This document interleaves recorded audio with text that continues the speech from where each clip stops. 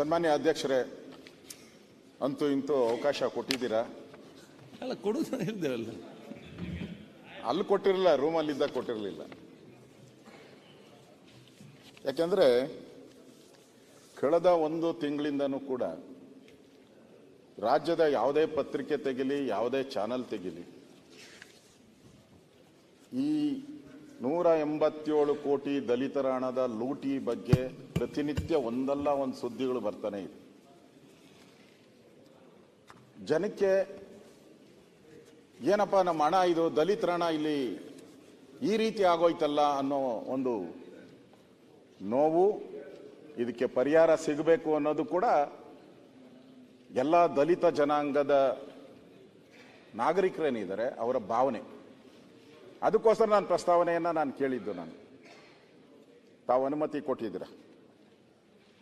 ಸನ್ಮಾನ್ಯ ಅಧ್ಯಕ್ಷರೇ, ನಾನು ಇಲ್ಲಿ ಪ್ರಸ್ತಾವಿಸ್ತಿರೋ ವಿಚಾರ ಅತಿ ಗಂಭೀರ ಮತ್ತು ಮಹತ್ವ. ಕರ್ನಾಟಕದ ಇತಿಹಾಸದಲ್ಲಿ ತಾವು 5 ಬಾರಿ ಶಾಸಕರಾಗಿದ್ದೀರಾ ಅನ್ಸುತ್ತೆ. 5 ಬಾರಿ ಅಲ್ವಾ? 5 ಬಾರಿ. ನಾನು 7 ಬಾರಿ ಶಾಸಕರಾಗಿದ್ದೆ. ಇಲ್ಲಿ ಬಹಳಷ್ಟು ಜನ ಇದ್ದಾರೆ, 9, 8. ರಾಯರೆಡ್ಡಿ ಅವರು ಇನ್ನೂ ಪಾರ್ಲಿಮೆಂಟು ಇಲ್ಲೆಲ್ಲ ಸುತ್ಕೊಂಡ್ಬಂದಿದ್ದಾರೆ.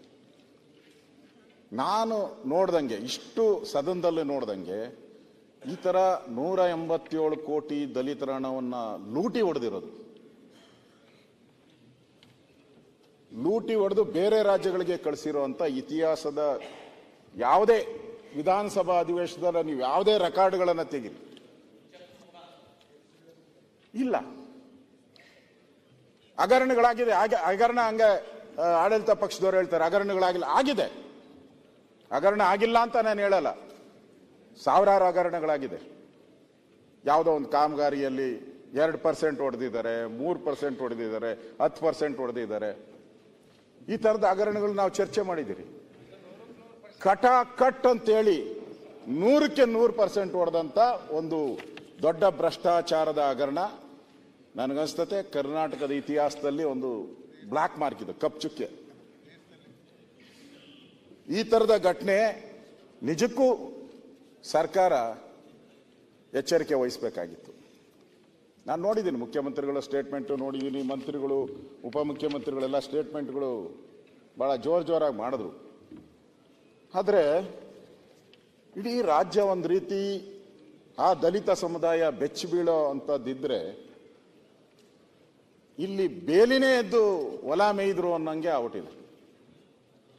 ಯಾವ MD ಸರ್ಕಾರ ನೇಮಕ ಮಾಡಿ, ನೀನು ಒಳ್ಳೇನಪ್ಪ, ಆ ಜನಾಂಗಕ್ಕೆ ಏನಾದರೂ ಒಳ್ಳೇದು ಮಾಡು ಅಂಥೇಳಿ ನಾಮಿನೇಟ್ ಮಾಡಿ, ಟ್ರಾನ್ಸ್ಫರ್ ಮಾಡಿ, ಅವನಿಗೆ ಅಧಿಕಾರ ಕೊಟ್ಟು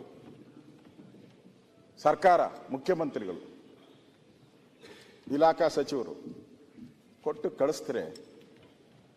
ಈ ರೀತಿ ದಲಿತರ ಹಣವನ್ನು ಲೂಟಿ ಮಾಡಿ ಇದೊಂಥರ ಅಲ್ಕಾ ಕೆಲಸ.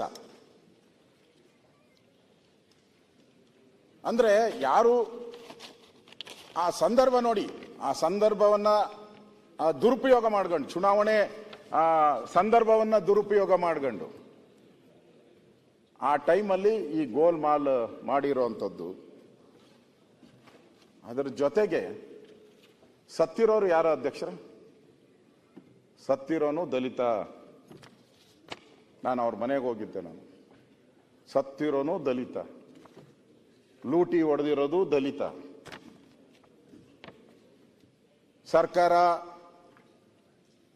ನಾವು ದಲಿತರ ಚಾಂಪಿಯನ್ ಅಂತ ಹೇಳ್ತಾರೆ. ನಾವು ದಲಿತರ ರಕ್ಷಣೆಗೋಸ್ಕರ ಇರುವಂಥವ್ರು. ನಾವು ಎಲ್ಲಿ 187 ಕೋಟಿ ಟಕ್ ಅಂತ ಟ್ರಾನ್ಸ್ಫರ್ ಆಯ್ತಲ್ಲ, ಅವಾಗ ಯಾಕೆ ಸರ್ಕಾರ ಕಣ್ಣು ಮುಚ್ಕೊಂಡು ಕೂತ್ಕೊಂಡಿತ್ತು? ನಾನು ಅಲ್ಲೋ ಒಂದು ಕಡೆ ನೋಡಿದೆ, ಮುಖ್ಯಮಂತ್ರಿಗಳ ಹೇಳಿಕೆಯನ್ನು ನೋಡಿದೆ. ನಾನು ಪತ್ರಕರ್ತರಿಗೆ ಹೇಳಿದ್ರೆ, ಏನು ಅದೇ ಕೇಳ್ತೀರಾ ಪ್ರಶ್ನೆ? ನಾನೇನು ಲೂಟಿ ಹೊಡಿ ಅಂತ ಹೇಳಿದ್ನ ಅವನಿಗೆ? ನನ್ನ ಗಮನಕ್ಕೆ ಬರಲ್ಲ ಇದು. ಒಬ್ಬ ರಾಜ್ಯದ ಮುಖ್ಯಮಂತ್ರಿ ಅಂದ್ರೆ, ರಾಜ್ಯ ಮುಖ್ಯಮಂತ್ರಿ ಅಂದ್ರೆ ಒಂಥರ ನಮ್ಮ ಲೆಕ್ಕದ ಸರ್ವಾಧಿಕಾರಿ ಇದ್ದಂಗೆ, ಎಲ್ಲ ಮಂತ್ರಿಗಳ ಮೇಲೆ, ಎಲ್ಲ ಇಲಾಖೆ ಮೇಲೆ ಇಡ್ತಾ ಇರುವಂತ ಹೆಡ್ ಮಾಸ್ಟರ್ ಅವರು. ಹೆಡ್ ಮಾಸ್ಟ್ರೇ ಕೈ ಚೆಲ್ಲಿ ಬಿಟ್ಬಿಟ್ರೆ ಸಣ್ಣ ಅಮೌಂಟ್ ಅಲ್ಲ, 187 ಕೋಟಿ. ನೀವು ಹಾಲಿನ ಬೆಲೆ ಜಾಸ್ತಿ ಮಾಡಿದ್ದೀರ, 3 ರೂಪಾಯಿ.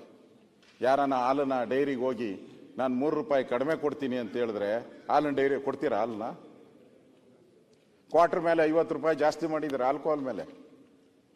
ಲಿಕ್ಕರ್ ಶಾಪ್ಗೆ ಹೋಗ್ಬಿಟ್ಟು ಅವನು ನನ್ನ ಹತ್ರ 50 ರೂಪಾಯಿ ಕಡಿಮೆ ಇದೆ ಅಂದ್ರೆ ಆ ಬಾಟಲ್ ಎತ್ತಿ ಒಳಗಿಟ್ಟಿರ್ತಾರೆ. ಅಂದ್ರೆ ಸರ್ಕಾರ ಆ ಟ್ಯಾಕ್ಸ್ ಪೇಯರ್ಸ್ ಹಣ ಒಂದೊಂದು ಪೈಸನು ಕೂಡ ಆ ಬಡವ ಇರ್ಬೋದು, ಸಾಹುಕಾರ ಕೊಟ್ಬೇಡು, ದೊಡ್ಡ ದೊಡ್ಡ ಸಾಹುಕಾರಗಳಿಗೆ ಅವ್ರ ಟ್ಯಾಕ್ಸ್ ಕಟ್ಟೋದ್ರಲ್ಲಿ ಏನು ಸಮಸ್ಯೆ ಇಲ್ಲ. ಆದ್ರೆ ಬಡವ 10 ರೂಪಾಯಿನೂ ಕೂಡ ಟ್ಯಾಕ್ಸ್ ಕಟ್ಟಬೇಕಾದ್ರೆ ನಾವು ಸರ್ಕಾರ ಅವನ ಮೇಲೆ ಎಲ್ಲ ತೆರಿಗೆ ಹಾಕಿದ್ರು. ಬೀಡಿ ಸೇದ್ರು, ಸಿಗರೇಟ್ ಸೇದ್ರು, ಬಟ್ಟೆ ತಗೊಂಡ್ರು, ಎಲ್ಲದಕ್ಕೂ ತೆರಿಗೆ ಇದೆ. ಆ ತೆರಿಗೆಗೆ ಬೆಲೆ ಏನು ಬರ್ತೈತೆ? ನೀವು ಈ ಬೆಲೆ ನಮ್ಮ ಮುಖ್ಯಮಂತ್ರಿಗಳು ಅದಕ್ಕೆ ಬೆಲೆ ಕೊಡ್ತಾರೆ ಅಂತ ನಾನು ತಿಳ್ಕೊಂಡಿದ್ದೆ. ನಾವು ಫಸ್ಟ್ ಟೈಮ್ MLA ಆದಾಗಿಂದ ಸಿದ್ದರಾಮಯ್ಯನವ್ರು ನೋಡಿದ್ದೀರಿ, ಫೈನಾನ್ಸ್ ಮಿನಿಸ್ಟರ್ ಆಗಿದ್ದಾಗ. ಅವಾಗ ಹಂಗಿರ್ಲಿಲ್ಲ. ಈಗ ಯಾಕೋ ಯಾರ ಮಾತು ಕೇಳ್ತಾರೋ ಗೊತ್ತಿಲ್ಲ. ಅವರೆಂದೂ ಹಂಗೆ ಹೇಳಲ್ಲ. ನಾನ್ ಖಡಕ್ ಫೈನಾನ್ಸ್ ಡಿಪಾರ್ಟ್ಮೆಂಟ್ ಅಂದ್ರೆ ಒಂದು ಹುಲ್ಲು ಕಡ್ಡಿ, ಎಲ್ಲಾದ್ರೂ ಇಲಾಖೆಯಲ್ಲಿ ಒಂದು ಹುಲ್ಲು ಕಡ್ಡಿ ಅಲ್ಲಾಡಿದ್ರು ನನ್ಗೆ ಗೊತ್ತಾಗಬೇಕು, ದಟ್ ಈಸ್ ಫೈನಾನ್ಸ್ ಮಿನಿಸ್ಟರ್. ಆ ರೀತಿ ಆಡಳಿತ ಮಾಡಿದ್ದೀನಿ. ಖಡಕ್ ಅನ್ನೋ ಮಾತುಗಳು ಜನಸಾಮಾನ್ಯರಲ್ಲಿತ್ತು. ಜನ ಮಾತಾಡ್ತಾ ಇದ್ರು, ಸಿದ್ದರಾಮಯ್ಯ ಅಂದ್ರೆ ಫೈನಾನ್ಸ್ ಮಿನಿಸ್ಟ್ರು, ಫೈನಾನ್ಸ್ ಮಿನಿಸ್ಟರ್ ಅಂದ್ರೆ ಸಿದ್ದರಾಮಯ್ಯ. ಎಲ್ಲೊಟ್ಟೋಯ್ತು ಸರ್? ಒಳೆಯಲ್ಲಿ ಹುಳಿ ಹಿಡ್ದಂಗಾಗೋಯ್ತು ನಿಮ್ಮ ಹೇಳಿಕೆಯಿಂದ. ಇವತ್ತು ಅಲ್ಲಿ ಆಗಿರುವಂತ ಘಟನೆ, ಒಬ್ಬ ಅಮಾಯಕ ಅಧಿಕಾರಿ, ನಾನು ಹೋದಾಗ ಅಲ್ಲಿ ಇರೋರೆಲ್ಲ ನಿಷ್ಠಾವಂತ ಅಧಿಕಾರಿ ಅಂತ ಹೇಳಿದ್ರು. ನಮ್ಮ ಜ್ಞಾನೇಂದ್ರ MP ಭದ್ರಾವತಿಯ ಕಾರ್ಖಾನೆ MPL ಅಲ್ಲಿ ಅವರು ಕಾರ್ಮಿಕ ಆಗಿದ್ದ. ಅವನಿಗೆ ನಮ್ಮ ನ್ಯಾಯಾಧೀಶರಾದಂಥ ರಿಟೈರ್ಡ್ ಈಗ ನಾಗಮೋಹನ್ ದಾಸ್ ಅವರು ಬೆಸ್ಟ್ ಅಕೌಂಟೆಂಟ್ ಅಂತ ಅವನಿಗೆ ಅವಾರ್ಡ್ ಕೊಟ್ಟಿದ್ದಾರೆ. ಇಲಾಖೆಯಲ್ಲೂ ಕೂಡ ಅವನಿಗೆ 2 ಬಾರಿ ಅವಾರ್ಡ್ ಬಂದಿದೆ, ಪ್ರಾಮಾಣಿಕ ಬೆಸ್ಟ್ ಅಂತ.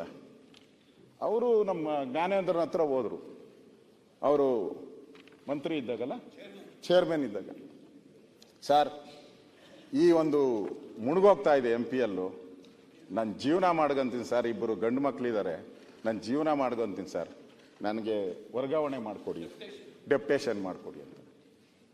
ನಿಮ್ಮ ಭಾಷೆಯಲ್ಲಿ ಏನು ಹೇಳ್ತಾರೆ ಗೊತ್ತಿಲ್ಲ, ಪಾಪದವನು ಏನೋ ಹೇಳ್ತಿರಲ್ಲ, ಎಂಥದ್ದು ಮಾರಾಯರೆ ಅಂತೇಳಿ, ಪಾಪದವನು, ಆ ಪಾಪದವನು ಅಂತ ಹೇಳ್ಬಿಟ್ಟು ಹೋಗಪ್ಪ ನೀನು ಅಂತೇಳಿ ಇಲ್ಲಿಗೆ ಟ್ರಾನ್ಸ್ಫರ್ ಮಾಡಿಕೊಟ್ರು. ಅದೇ ಇವತ್ತು ಅವನಿಗೆ ಮರಳಾಗೋಯ್ತು. ಜೀವಕ್ಕೆ ಕೊನೆ ಹಾಡು ಹೇಳ್ತಾರಲ್ಲ, ಆ ರೀತಿ ಆಗೋಯ್ತು. ಒಳ್ಳೇದಕ್ಕೋಸ್ಕರ ಜ್ಞಾನೇಂದ್ರು ಅವಕಾಶ ಮಾಡಿಕೊಟ್ರು. ಆದರೆ ಸಾವು ಇವತ್ತು ನಾವು ನೋಡ್ತಾ ಇದ್ದೀವಿ. ಮತ್ತೊಂದೆಡೆ ಈ ದಲಿತರು ಜಾತಕ ಪಕ್ಷಿಗಳಂತೆ ಕಾಯ್ತಾ ಇದ್ದಾರೆ. ನಮಗೆ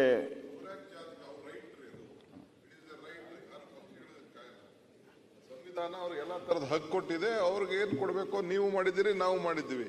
ಅವ್ರಾಗ ಜಾತಕ ಪಕ್ಷಿಗಳಕ್ಕೆ ಅವ್ರ ರೈಟ್ ಅದು. ಇಲ್ಲ, DK ಶಿವಕುಮಾರ್ ನನ್ಗೆ ಸಪೋರ್ಟ್ ಆಗಿ ಮಾತಾಡಿರೋದು, ಇಂಥ ಹಣ ಅವ್ನು ತಿಂದಾಕಿದಾರಲ್ಲ ಅದನ್ನ ಸ್ವಲ್ಪ ಜೋರಾಗಿ ಮಾತಾಡು ಅಂತ ಹೇಳಿರೋದು DK ಶಿವಕುಮಾರ್. ರೈಟ್, ಅವ್ರ ರೈಟ್ ಅನ್ನ ಕಿತ್ಕೊಂಡಿದ್ದೀರಲ್ಲ ನೀವು, ಇವತ್ತು ಅವ್ರ ಹಕ್ಕನ್ನ ಕಸ್ಕೊಂಡಿದ್ದೀರಲ್ಲ, ಅದಕ್ಕೆ DK ಶಿವಕುಮಾರ್ ಅವ್ರು ಸಪೋರ್ಟ್ ಮಾಡಿದ್ದಾರೆ ಅಂತ ನನಗನ್ಸುತ್ತೆ. ಇವರೊಬ್ಬರೇ ಅಲ್ಲ ಹೇಳಿರೋದು, ನಮ್ಮ PWD ಮಂತ್ರಿ ಹೇಳಿದ್ದಾರೆ.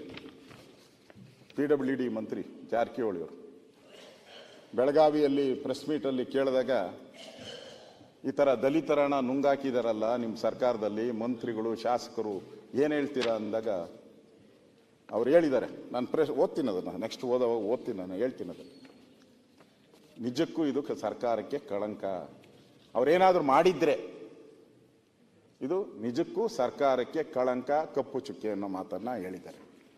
ಸನ್ಮಾನ್ಯ ಅಧ್ಯಕ್ಷರೇ, ಈ ಹಗರಣದಲ್ಲಿ ಸರ್ಕಾರ ಭಾಗಿಯಾಗಿದೆ. ಒಬ್ಬ ಕ್ಯಾಬಿನೆಟ್ ಮಿನಿಸ್ಟ್ರು ಈಗಿಲ್ಲ, ಒಬ್ಬ ಶಾಸಕರು, ಚೇರ್ಮನ್, ಹಿರಿಯ ಅಧಿಕಾರಿಗಳು ಮಧ್ಯವರ್ತಿಗಳು, ಹವಾಲಾದವರು, ಈ 5 ಜನ ಈ ಒಂದು ಭ್ರಷ್ಟಾಚಾರದಲ್ಲಿ ಪಾಲ್ಗೊಂಡಿದ್ದಾರೆ. ಇದು ಸ್ವತಃ ಮುಖ್ಯಮಂತ್ರಿಗಳು ನಿರ್ವಹಿಸ್ತಾ ಇರತಕ್ಕಂಥ ಹಣಕಾಸು ಇಲಾಖೆ ಅಡಿಯಲ್ಲೇ. ನಾನು ಹೇಳ್ತೀನಿ, ಕೊನೆಯಲ್ಲಿ ಬಂದಾಗ ಅದನ್ನು ಹೇಳ್ತೀನಿ, ಯಾಕೆ ಹಣಕಾಸು ಇಲಾಖೆ ಪ್ರಭಾವ ಏನು ಅನ್ನೋದನ್ನು ನಾನು ಹೇಳ್ತೀನಿ. ಅವ್ರು ಹೇಳಿದ್ರು, ನಾನು ಪದೇ ಪದೇ ನೋಡ್ತಾ ಇದ್ದೀನಿ, ಇವಾಗೇನೋ ಅಡ್ವರ್ಟೈಸ್ಮೆಂಟ್ಗಳು ಕಡಿಮೆ ಔಟವೆ, ಈಗ ಯಾವುದು ಅಡ್ವರ್ಟೈಸ್ಮೆಂಟ್ಗಳು ಬರ್ತಾ ಇಲ್ಲ.